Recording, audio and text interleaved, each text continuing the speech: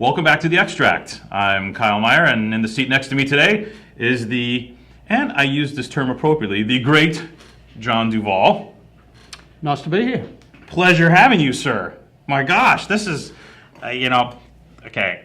Some of these I geek out on. It's pretty obvious you'll see me geek out on some of these interviews we do, some more than others. And I'm geeking out on this one because this gentleman made he made quite a few of the greatest Australian wines I ever tasted early on in my career, which got me in love with Australian wine, which kind of created us having a history with Australian wine here. And, it's, my gosh, it is a treat having you in the chair next to me, It's sir. great to be here. Nice to be back again. This is fantastic. Yeah. And so let's do a little history. You started washing barrels at Penfolds in 1970... 74, I first started. Yeah.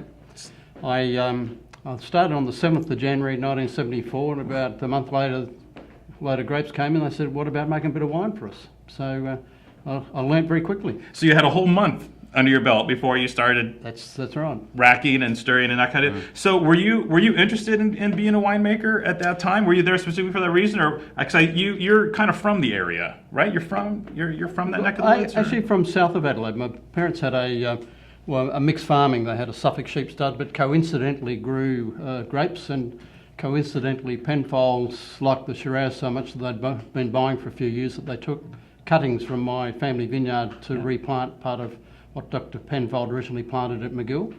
So it was meant to be I worked for Penfolds. All right. So you went there, you started thinking, I'm not going to be a winemaker, and then 30 years later, you made many of the greatest wines ever produced in Australia. Yeah, well, I was fortunate that I had a 12-year apprenticeship before I took over as chief winemaker, and then obviously had the great opportunity to work with people like Max Schubert and Don Ditter as chief winemakers before me. How active was Max at that juncture at the winery? Well, Max was pretty much retiring as I was starting, and I sort of half-jokingly say that I actually got to know Max when I became chief winemaker because we travelled together a bit. And by that stage, I knew what questions to ask him. As a kid about the place, just starting in the very early days, it was nice to see Max around and taste with Max a bit. But then he virtually retired, and then Don Ditter took over. So Don was a great mentor to me as well. Mm-hmm. And when you took over from Don, because it's always interesting to me because Penfolds is known for the Penfolds, house style, etc. But were you able to kind of put a little bit of your stamp on the wines when you took over as winemaker, or was it more just like, this is what we're doing, boys, this is the pattern, let's follow this? Well, it's a couple of things there. I mean, a lot of people said to me sort of when I took over as being responsible for Grange, well, now you're in charge of Grange, how are you going to change it? Well, fundamentally you don't play with the philosophy of the wine. It's, what are the elements that go into quality? How can we make sure we get the best grapes, the best oak, etc.? But fundamentally, the winemaking philosophy didn't change. And the answer to the oak question was, well, I developed another wine. I developed the RWT. That was my idea, to really showcase another style of Barossa Shiraz. It's more that black fruit, blue fruit, aged in French oak rather than traditional American oak that Grange uses. Right. So, and then you created that style. That was what, late First vintage was 97. 97. Yeah. Sold that wine, drank it. Awesome. So you basically in the late 90s you developed RWT. That went well. That took off. Absolutely. Yeah, that was pretty hot. And then so let's fast forward to 2003. Okay. 2003 was the first vintage of John Duval wines. Right. Yeah. It was an interesting period because I officially left Penfolds at the end of 2002. But they wanted me on board for consulting for a couple of vintages. Well, I think even for the 2005 vintage, I came back for classification and blending as well. So it was a great way. I was over this part of the world doing release dinners for the 98 Penfolds Grange, as well as I'd already started my own gig as well. Right. So it kept me in circulation. It was a good sort of transition into full-time with John Duval Wines, my family company. And what a killer transition, because, you already knew kind of where all the skeletons were buried. With your work with Penfolds, you already knew what all the best vineyards in the valley were, and kind of had the connections. And so, did you kind of hit the ground running with John Duval wines? Was it just a couple of handshakes and a couple of door knocks, and you had all the fruit you needed, or? Oh, it was a combination of all of the above, I think. Yeah. Sort of 29 vintages. I certainly knew where the better vineyards were in the Barossa. But also, I mean, people think instantaneously I was going to get access to the Grange growers. Well, life doesn't work that way, and obviously they were all contracted growers, and I was still working for Penfolds as well. So, so there was certainly some introductions of people that I met over the years, and if I heard the vineyard was available, or part or a few tons from an old vineyard were available, well, I had a great advantage of knowing the people. Right. Yeah. So when you developed the brand and you knew the vineyards and you kind of knew what you wanted to do with John Duval wines when you started, right? I presume you already had an idea in place, like how are my wines going to be as opposed to Penfolds wines? That's right. I mean, look, I didn't have access to exactly the same fruit as Penfolds, and in many ways, I thought it would have been pretty arrogant, sort of 5 minutes after I leave Penfolds, to say, well, this is my new Shiraz, it's the son of Grange. Well, life doesn't quite work that way.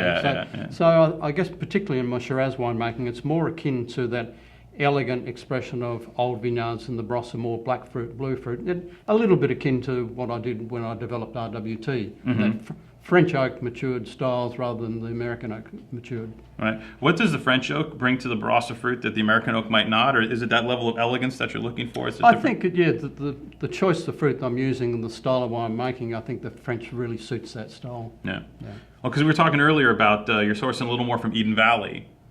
I think when we talk about Eden Valley, well, when we talk about the Barossa, it's the two valleys, Barossa Valley, Eden Valley. Barossa Valley on the west, Eden Valley on the east, and I think a little bit more structural backbone from Barossa Valley and some elegance and sort of vibrance and nice acidity from Eden Valley, and they go together so well. Right. They accompany each other. So you're kind of working, the blends here are kind of going a little.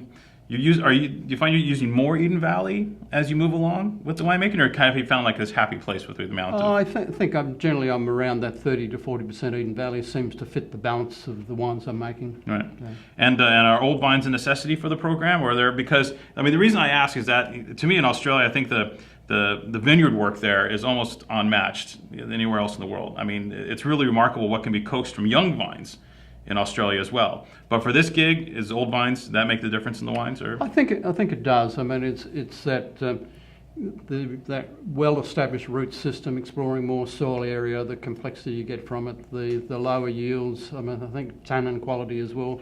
All that parcel adds to great wine. Mm-hmm. So as you go through the process, because this is a question I'm curious about that I want to ask.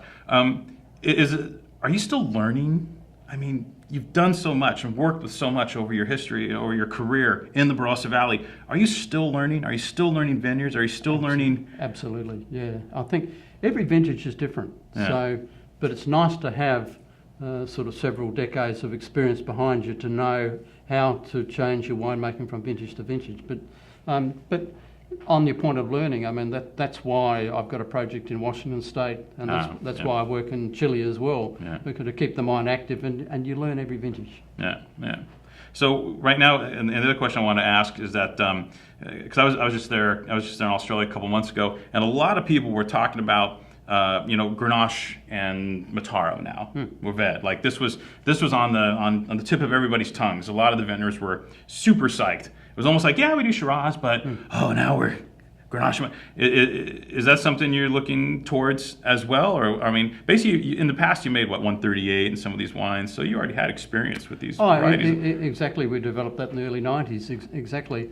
Excuse me. And when you're in the heart of what we think is the oldest Shiraz, Grenache, and Mourvèdre Mataro vineyards in the world, let's do something serious with it. And I think people are treating particularly Grenache and to a slightly lesser degree Mataro very seriously now, and there's some really serious top end wines being produced now.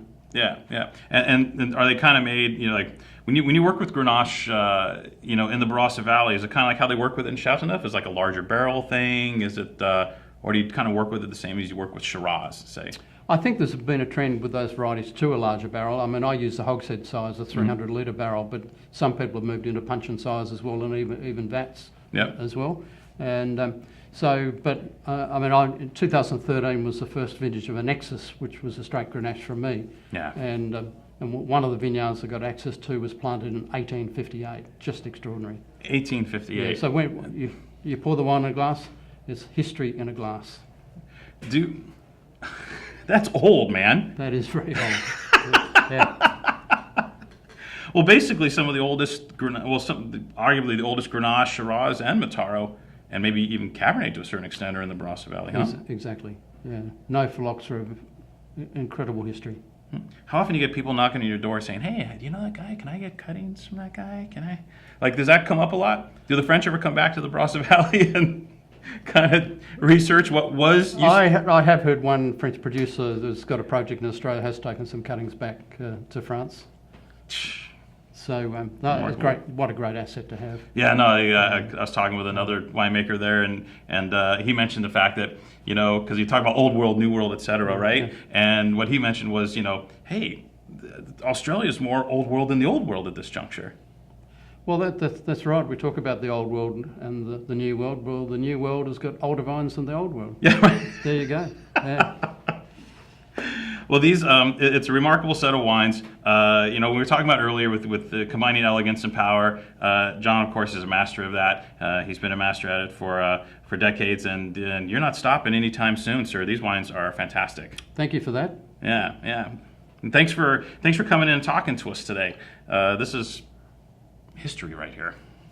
Pleasure. Hope you enjoy it. Yeah. Cheers. Cheers. All right. Great.